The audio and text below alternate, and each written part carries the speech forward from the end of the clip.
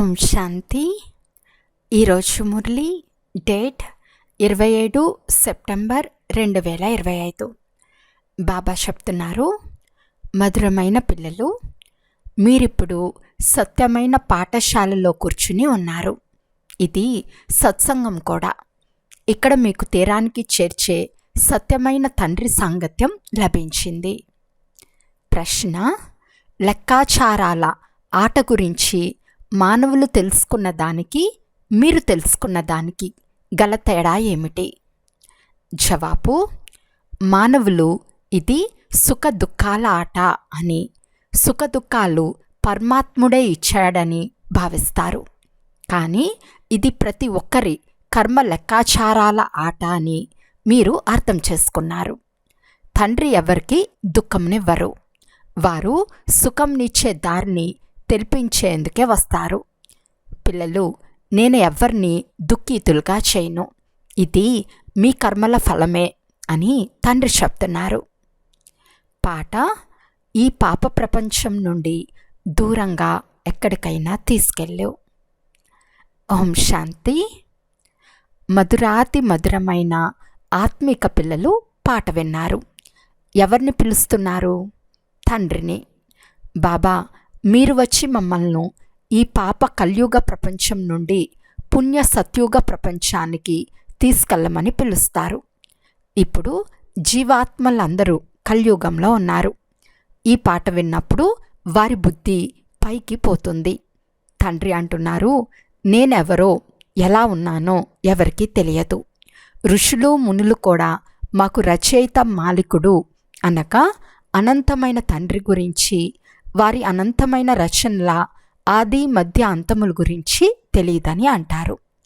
ఆత్మలు ఎక్కడ ఉంటాయో అది బ్రహ్మ మహాతత్వము. అక్కడ సూర్యచంద్రులు ఉండరు, మూలవతనంలో ఉండరు, సూక్ష్మవతనంలోనూ ఉండరు. పోతే ఈ నాటక రంగంలో కరెంట్ మొదలైనవన్నీ కావాలి కదా. కావున ఈ నాటక రంగానికి రాత్రిపూట చంద్రుడు నక్షత్రాల ద్వారా, పగలు సూర్యుని ద్వారా కరెంట్ అంటే ప్రకాశం, వెలుతురు లభిస్తుంది. ఈ బల్బులు, ఈ దీపాలు ఉన్న అంధకారమని అంటారు. రాత్రి దీపాలు వెలిగించాల్సి ఉంటుంది. సత్య త్రేతాయుగాలను పగలని, భక్తి మార్గంను రాత్రి అని అంటారు. ఇది కూడా అర్థం చేసుకునే విషయము. నూతన ప్రపంచం మళ్ళీ తప్పకుండా పాత ప్రపంచంగా అవుతుంది. కొత్తదిగా అయినప్పుడు పాతది తప్పకుండా వినాశనం అవుతుంది. ఇది అనంతమైన ప్రపంచం. రాజులు మొదలైన వారి భవనాలు చాలా పెద్ద పెద్దవిగా ఉంటాయి. ఇది అనంతమైన ఇల్లు. నాటక రంగము అనగా స్టేజ్ లేక కర్మక్షేత్రము అని కూడా అంటారు. కర్మలు తప్పకుండా చేసే తీరాలి.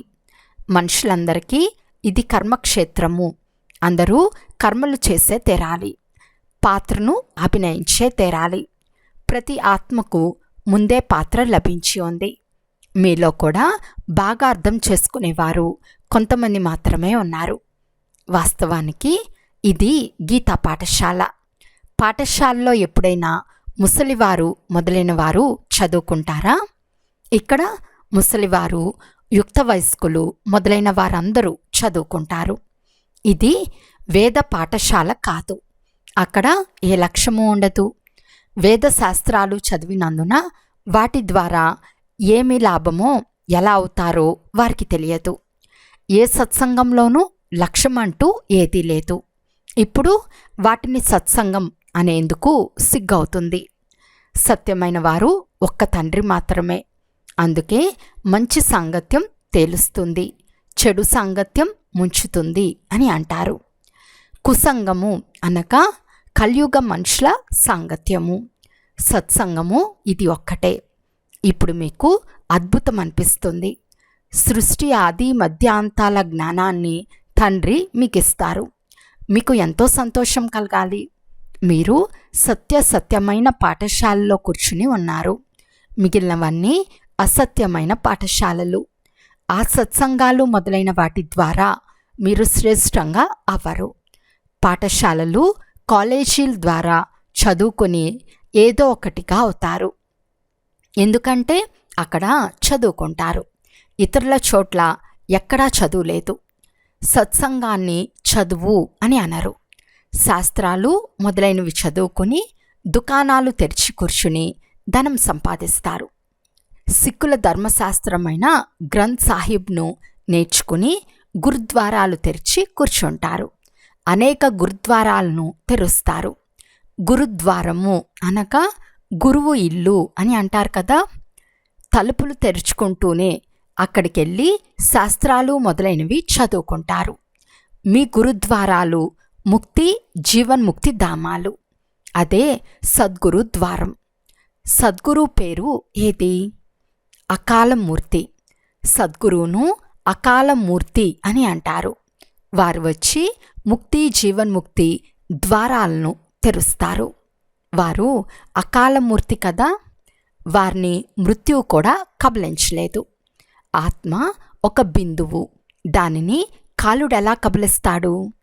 ఆత్మ శరీరాన్ని వదిలి వెళ్ళిపోతుంది. పాత శరీరాన్ని వదిలి కొత్తది తీసుకుంటుంది. కనుక ఇందులో ఏడ్చే అవసరం ఏముంది అని మనుషులకు కొంచెం కూడా తెలియదు. ఇది అనాదిగా తయారైన డ్రామా అని, ప్రతి ఒక్కరూ పాత్రను అభినయించే తీరాలని మీకు తెలుసు. సత్యుగంలో నిర్మోహులుగా ఉంటారని తండ్రి అర్థం చేయించారు. మోహాజిత్ కథ ఉంది కదా. పండితులు ఈ కథను వినిపిస్తారు. మాటలు విని విని వారు కూడా గ్రంథం పట్టుకొని ఇతరులకు వినిపించేందుకు కూర్చుంటారు. అక్కడకు అనేక మంది మనుషులు వెళ్ళి వింటారు. దానిని చెవులకు ఇంపైన కర్ణరస్మని అంటారు. డ్రామా ప్లాన్ అనుసారం మా దోషమేముంది అని మనుషులు అంటారు. తండ్రి అంటారు, ఈ దుఃఖ ప్రపంచం నుండి తీసుకెళ్ళమని నన్ను పిలుస్తారు. ఇప్పుడు నేను వచ్చాను, కావున నా మాట వినాలి కదా. తండ్రి కూర్చుని పిల్లలకు మంచి మతంనిస్తే వినాలి కదా అని చెప్తున్నారు. దోషం మీది కూడా కాదు, ఇది కూడా డ్రామానే. ఇది తయారైన రామరాజ్యం, రావణ రాజ్యంల ఆట. ఆటలో ఎవరైనా ఓడిపోతే వారి దోషం ఏమీ లేదు. గెలుపు ఓటములు జరుగుతూనే ఉంటాయి. కానీ ఇందులో యుద్ధం మాటే లేదు. మీకు చక్రవర్తి పదవి ఉండేది. ఇది కూడా ఇంతకుముందు మీకు తెలియదు. ఇప్పుడు ఎవరు సేవాదారులుగా ఉన్నారో, ఎవరి పేరు ప్రసిద్ధంగా ఉందో మీకు తెలుసు. ఢిల్లీలో అందరికంటే బాగా అర్థం చేయించే వారెవరు? వెంటనే జగదీష్ భాయ్ పేరు వస్తుంది. అతను మీ కొరకు మ్యాగజైన్ కూడా రాస్తాడు. అందులో జ్ఞానమంతా వచ్చేస్తుంది. అనేక రకాలైన పాయింట్లు రాస్తారు. బ్రిజ్మోహన్ కూడా రాస్తాడు. రాయటం పిన్నమ్మ ఇల్లేమీ కాదు. విచారసాగర మంతనం తప్పకుండా చేయవలసి వస్తుంది. వారు సేవ బాగా చేస్తారు. అనేక మంది చదువుకుని సంతోషిస్తారు. పిల్లలు కూడా రిఫ్రెష్మెంట్ లభిస్తుంది, అంటే తాజాతనం లభిస్తుంది. కొంతమంది ప్రదర్శనలో తల బాదుకుంటారు. కొంతమంది కర్మబంధనాల్లో చిక్కుకుని ఉన్నారు. అందుకే అంత ఎక్కువగా జ్ఞానం తీసుకోలేరు. ఇది కూడా డ్రామానే. అబలలపైన అత్యాచారాలు జరగటం కూడా డ్రామాలో రచింపబడి ఉంది. మాకే ఇలాంటి పాత్ర ఎందుకు లభించిందని అనుకోరాదు. ఇది అనాదిలో తయారైన డ్రామా. దానిని ఏమీ చేయలేము. ఇలాంటి పాత్ర లభించేందుకు మేము ఏం తప్పు చేశామని కొందరంటారు. ఇందులో తప్పు మాటే లేదు. ఇది కూడా ఒక పాత్ర. అబలలు కష్టాలు అనుభవించేందుకు ఎవరో ఒకరు నిమిత్తంగా అవుతారు. అలాగైతే అందరూ నాకు ఈ పాత్ర ఎందుకు లభించిందని అంటారు. అలా జరగదు. ఇది తయారైన డ్రామా.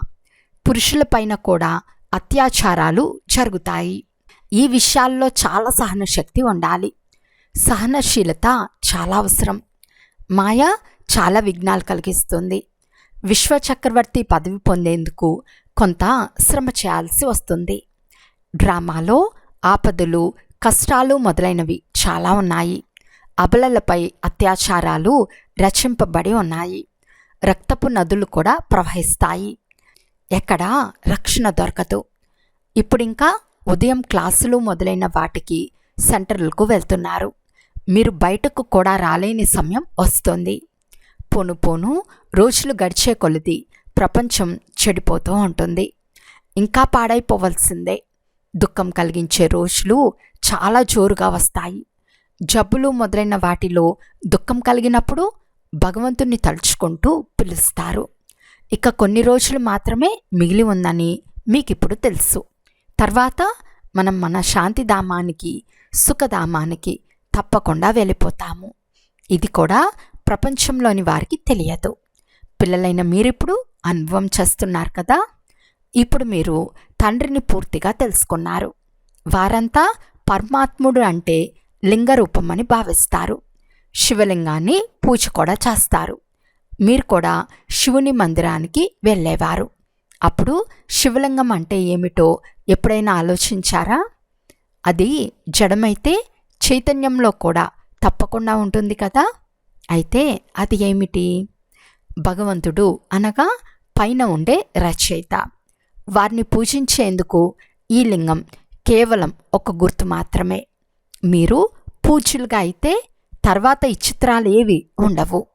కాశీలో శివుని మందిరానికి వెళ్తారు. అయితే భగవంతుడు నిరాకారుడు అని, మనమంతా వారి పిల్లలమే అని కూడా ఎవరికీ తెలియదు. ఆ తండ్రికి పిల్లలై ఉండి కూడా మనకు దుఃఖం ఎందుకు? ఇది ఆలోచించే విషయం కదా. మనము పరమాత్ముని సంతానం కదా.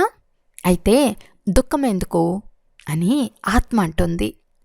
తండ్రి సుఖంనిచ్చేవారు. ఓ భగవంతుడా, మా దుఃఖాలు హరించు తండ్రి అని పిలుస్తారు. కానీ దుఃఖాన్ని వారెలా నశింపచేస్తారు? సుఖ దుఃఖాలు మీ కర్మల లెక్కాచారాలు.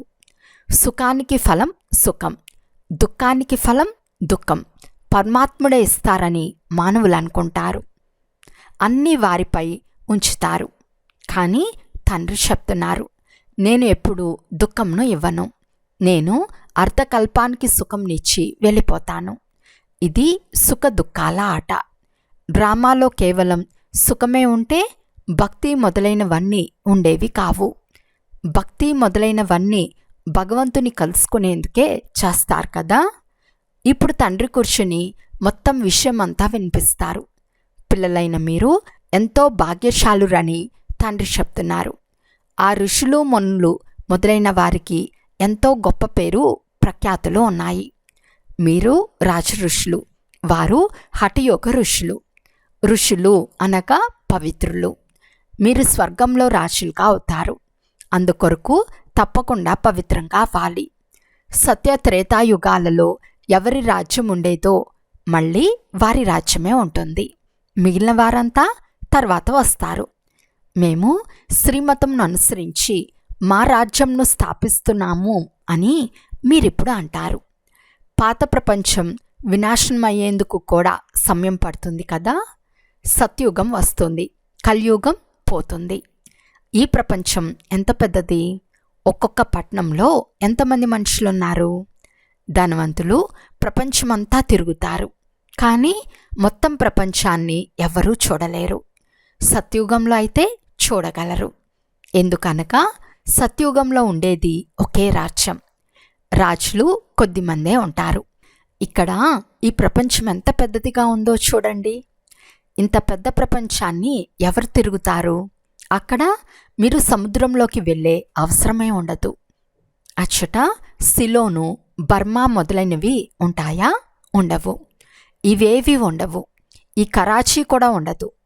మీరంతా మంచి నీటి నది తీరాలలో నివసిస్తారు. వ్యవసాయం మొదలైనవన్నీ ఉంటాయి. సృష్టి చాలా పెద్దది. మనుషులు చాలా తక్కువ మంది ఉంటారు.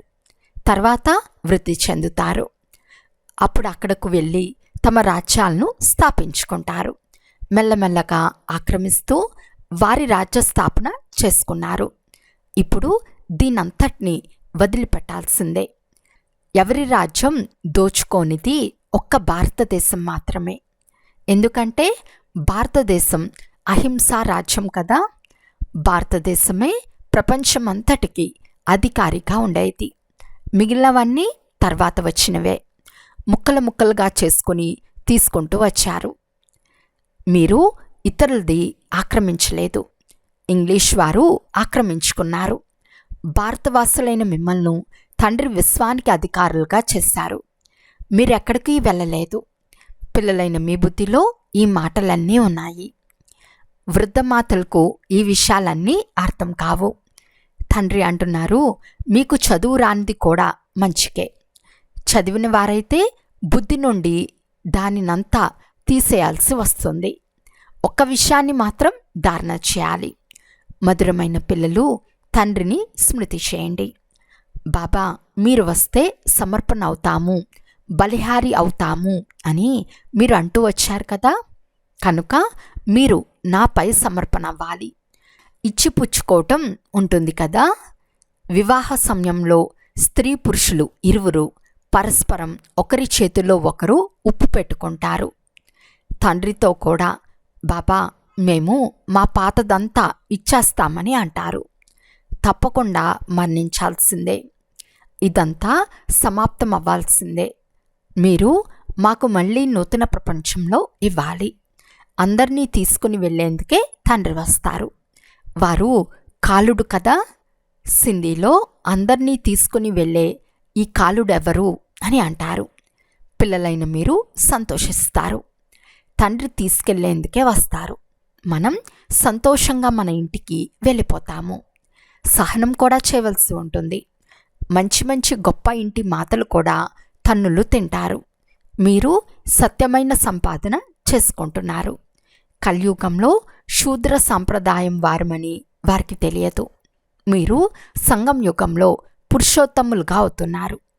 మొదటి నెంబర్ పురుషోత్తములు ఈ లక్ష్మీనారాయణలని తెలుసు కదా.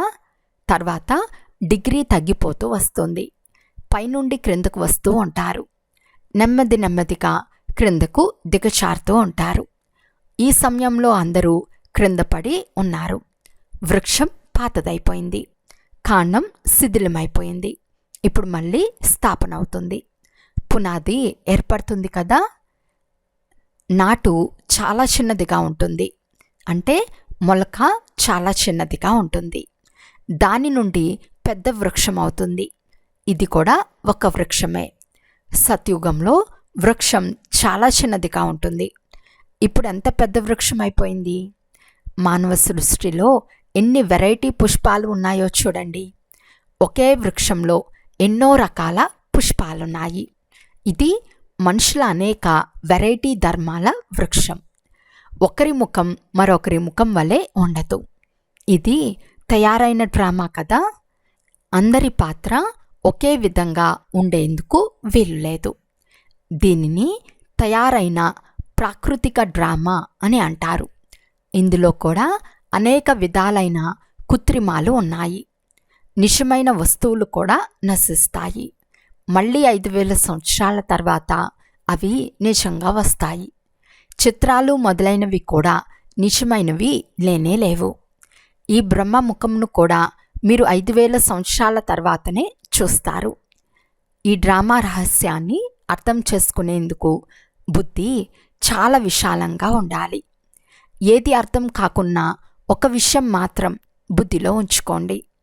నాకు ఒక్క శివబాబా తప్ప మరెవ్వరూ లేరు. ఆత్మ అంటుంది, బాబా మేము మిమ్మల్నే స్మృతి చేస్తాము. ఇది సులభమే కదా. చేతులతో పనులు చేస్తూ ఉండండి, బుద్ధితో స్మృతి చేస్తూ ఉండండి.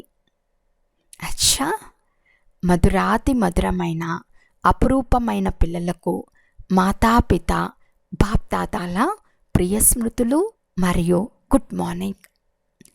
ఆత్మీక పిల్లలకు ఆత్మీక తండ్రి నమస్తే. ఆత్మీక తండ్రికి ఆత్మీక పిల్లల యొక్క ప్రియ స్మృతులు మరియు నమస్తే నమస్తే నమస్తే. ధారణ కొరకు ముఖ్య సారము. ఫస్ట్ పాయింట్, సహనశీలత గుణాన్ని ధారణ చేసి మాయ కలిగించే విఘ్నాలలో పాస్ అవ్వాలి. అనేక ఆపదలు వస్తాయి, అత్యాచారాలు జరుగుతాయి. అటువంటి సమయంలోనే సహనం చేస్తూ తండ్రి స్మృతిలో ఉండాలి. సత్యమైన సంపాదన చేసుకోవాలి. సెకండ్ పాయింట్, విశాల బుద్ధి కలిగి ఈ తయారైన డ్రామాను బాగా అర్థం చేసుకోవాలి. ఇది తయారైన ప్రాకృతిక డ్రామా. అందువలన ఇందులో ప్రశ్నలే రాకూడదు. తండ్రి తెలిపిన శ్రేష్ఠ మతంను అనుసరిస్తూ ఉండాలి. ఈరోజు వరదానము: మాయాచీత్, విజయులుగా అవటంతో పాటు పరోపకారీ భవ. ఇంతవరకు స్వకల్యాణంలో చాలా సమయం గడిచిపోతూ ఉంది. ఇప్పుడు పరోపకారులుగా అవ్వండి. మాయాచీత్, విజయులుగా అవటంతో పాటు సర్వ ఖజానాల విధాతులుగా అవ్వండి. అనగా ప్రతి ఖజానాను కార్యంలో ఉపయోగించండి. సంతోషపు ఖజానా, శాంతి యొక్క ఖజానా, శక్తుల ఖజానా, జ్ఞాన ఖజానా, గుణాల ఖజానా, సహయోగంనిచ్చే ఖజానా, అన్ని ఖజానాలను పంచండి మరియు పెంచండి. ఎప్పుడైతే విధాత తనపు స్థితిని అనుభవం చేస్తారో, అనగా పరోపకారులుగా అవుతారో, అప్పుడు అనేక జన్మలకు విశ్వరాజ్యాధికారులుగా అవుతారు. స్లోగన్: విశ్వ కళ్యాణకారులుగా అవ్వాలి అంటే మీ బలహీనతలన్నిటికీ సదాకాలానికి వీడ్కోలును ఇవ్వండి. అవ్యక్త సూచన: ఇప్పుడు లగ్నం అనే అగ్నిని ప్రజ్వలితం చేసి యోగాన్ని జ్వాలారూపంగా చేయండి. ఏదైనా ఒక కోటను నిర్మిస్తే ప్రజలందరూ ఆ కోట లోపల సురక్షితంగా ఉంటారు. ఒక రాజు కొరకే చిన్న గదిని నిర్మించరు, కోటను నిర్మిస్తారు. మీరందరూ కూడా స్వయం కొరకు, స్నేహితుల కొరకు, ఇతర ఆత్మల కొరకు జ్వాలారూప స్మృతి అనే కోటను కట్టండి. స్మృతి శక్తి యొక్క జ్వాల ఉంటే ప్రతి ఆత్మ సురక్షితంగా అనుభవం చేస్తుంది. అచ్చా, ఓం శాంతి.